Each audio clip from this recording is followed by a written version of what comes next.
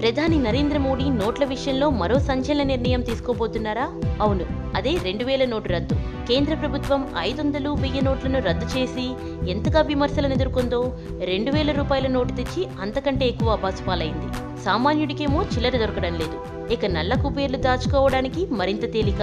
వీటన్నిటి నేపథ్యంలో ప్రధాని మరొక సంచలనాన్ని వెల్లడిస్తారని చెబుతున్నారు all India State Bank officers union president Thomas Franco. మార్చి 31వ తేదీలోపు కొత్తగా 2000 నోటును రద్దు చేయబోతున్నారని తమిళనాడు రాష్ట్రం తిరుచిలో జరిగిన అభ్యుదయ రచయితల సంఘం సమావేశంలో ఆయన చెప్పారు. ఆయన చెప్పిన రీజన్ ఏమిటంటే, నోట్ల రద్దుతో సామాన్య ప్రజలు ఎన్నో ఇబ్బందులు పడుతున్నారని ఫ్రాంకో చెప్పారు.